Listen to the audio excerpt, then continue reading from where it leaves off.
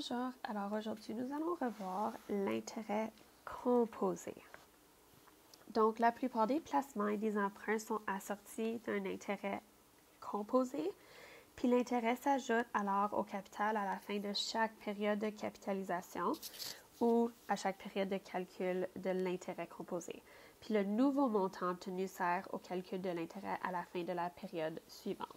Fait que la formule que nous allons utiliser, c'est que le montant total est égal au capital fois 1 plus le taux d'intérêt à l'exposant n, qui est le nombre de périodes de capitalisation. Donc, pour acheter une nouvelle guitare, Gaston emprunte 650 $ qu'il prévoit de rembourser dans 5 ans. La banque exige un intérêt de 12 % par année, composé annuellement.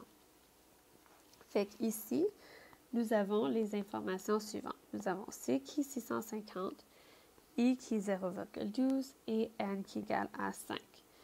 Donc, nous avons M est égal à C, 1 plus I à l'exposant N. Donc, on a 650, 1,12, parce que 1 plus 0,12, c'est 1,12, à l'exposant 5. Donc, on met le tout dans la calculatrice. N'oubliez pas de faire paiement, s'il vous plaît. Et ça va nous donner 1145,52 $. Donc, Gaston devra rembourser 1145,52 $. Là, pour B, on veut savoir combien d'intérêts Gaston devra-t-il payer. Donc, nous allons faire, pour savoir c'est quoi l'intérêt, on va faire montant moins capital.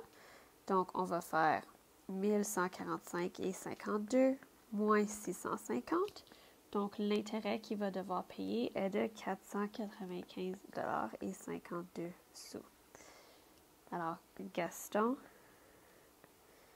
paiera 495,52 $ d'intérêt.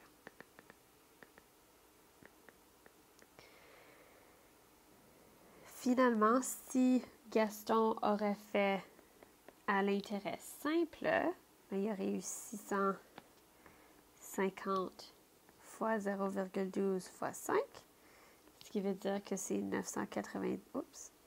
390 d'intérêt. Fait qu'on voit que l'intérêt simple est beaucoup plus petit que l'intérêt composé. Donc, il aurait économisé à peu près 100 $.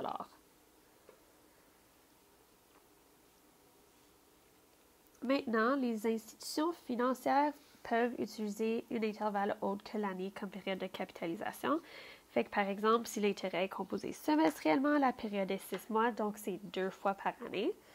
Ou il y a composé trimestriellement, qui est que la période est de 3 mois. Donc, si c'est 3 mois, ça veut dire que c'est 4 fois par année. Fait qu'on veut revenir et calculer et voir combien d'intérêts Gaston va payer si c'est semestriel et si c'est mensuel. Donc, si c'est semestriel, ça veut dire que si on revient avec nos informations, on doit donc diviser par le nombre de périodes dans une année. Fait que ici, on va avoir 0,12 divisé par 2 parce que semestriel a 2 fois par année. Donc, 2 périodes par année. Ce qui veut dire qu'on a 0,06. Et on doit ici multiplier pour avoir 10, pour avoir le nombre de périodes de capitalisation. Fait qu'ici, il y en a 2 par année. Donc, on fait x 2. Fait qu'on fait le même calcul. Donc, on a M qui est égal à 650, 1,06 exposant 10. Le montant est donc 1164,05. Et on veut déterminer l'intérêt. Fait que l'intérêt, c'est le montant moins le capital. Donc, 1164,05 moins 650 va être égal à 514,05 $. Si on le fait pour B qui est mensuellement, bien mensuellement, c'est 12 fois par année parce que c'est 1 fois par mois.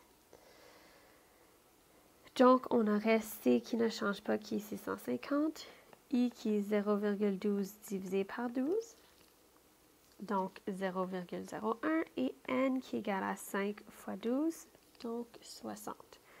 Alors, M est 650 fois 1,01 à l'exposant 60, ce qui nous donne 1180 et 85. On va ensuite déterminer l'intérêt, qui est le montant moins le capital. Alors, 1180 et 85 moins 650, qui est donc 530 et 85.